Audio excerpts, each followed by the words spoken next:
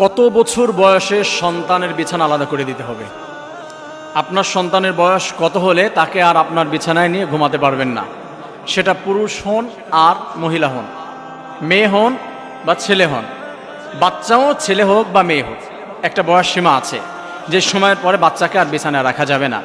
রাসূলুল্লাহ সাল্লাল্লাহু আলাইহি ওয়াসাল্লাম নিষেধ করে দিয়েছে যে এখন আর সন্তানকে তুমি বিছানায় রাখতে পারবে না। প্রিয় ভাইয়েরা, আমাদের সমাজে অনেক সময় দেখা যায় সন্তান বড় হয়ে গিয়েছে, বয়স হয়ে গিয়েছে 10 বছর, 12 বছর, 15 বছর, খুব বেশি আদর করে তো রাতের বেলা সন্তান ভয় পায় বা কান্না করে বা রাতের বেলা তার কোনো ক্ষতি হয় কিনা এই জন্য সন্তানকে নিয়ে ঘুমায়। নাউযু বিল্লাহি মিন যালিক।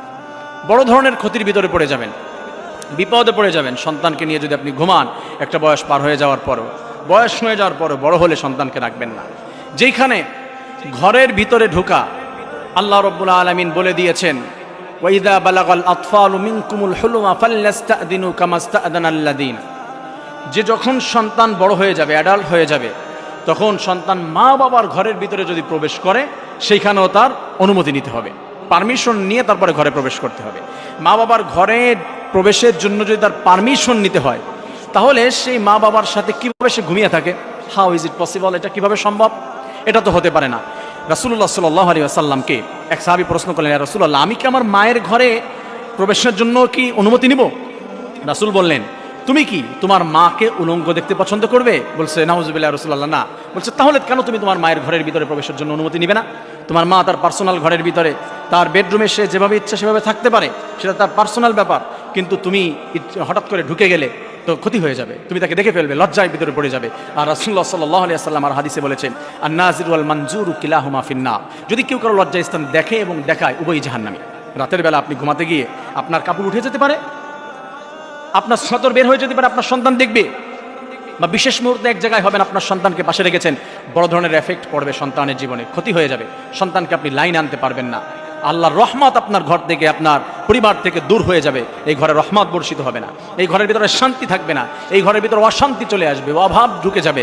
আমাদের সমাজে অনেক জায়গায় দেখা যায় গার্মেন্টস এরিয়া, ছোট্ট একটা রুম নিয়ে স্বামী স্ত্রী থাকে, ওই রুমের ভিতরে আবার সন্তানদেরকে নিয়ে থাকে, ওই রুমের ভিতরে আবার আত্মীয় স্বজনদেরকে নিয়ে থাকে। একটা বয়স হয়ে যাওয়ার পরে রাসূলুল্লাহ সাল্লাল্লাহু আলাইহি ওয়াসাল্লাম নির্দেশ করে দিয়েছে, কোনো মানুষ, কোনো সন্তানের বয়স যখন 7 বছর হবে তখন তাকে নামাজের আদেশ করো, যখন 10 বছর হবে তখন সে যদি নামাজ আদায় না করে তাহলে তাকে প্রহার করো, তাহলে তাকে পিটাও, তাকে মারো, নামাজ আদায় করাতে হবে। ঠিক সন্তানের বয়স যখন 7 বছর 8 বছর হয়ে যাবে তখন তার বিছানা আলাদা করে দিতে হবে, তাকে আর এক বিছানায় রেখে ঘুমাতে পারবেন না, আপনি আলাদা করে দেন। আর বর্তমান যুগে আমাদের সন্তানেরা আরও বেশি আপডেট বা আপগ্রেড, এক্সপার্ট যেটাই বলেন, যে বিষয়গুলোতে আপনার বিশেষ মুহূর্ত বা অন্য অন্য বিষয়ে সন্তানেরা আরও অনেক বেশি বোঝে। এই যে মোবাইলটা আমাদের হাতে আসার পরে সন্তানেরা অনেক কিছু এখন বুঝে। এই সন্তান আপনি কাছে নিয়ে ঘুমাতে পারবেন না। যদি সন্তান আপনার 4 বছর হয়, অনেক কিছু বোঝে, ভালো মন্দ সে যাচাই বাছাই করতে পারে, বুঝে, এই সন্তানকে নিয়ে আপনি ঘুমাতে পারবেন না। প্রিয় ভাইয়েরা, প্রিয় বোনেরা, ভালো মতো খেয়াল রাখবেন, গুরুত্বপূর্ণ বিষয়।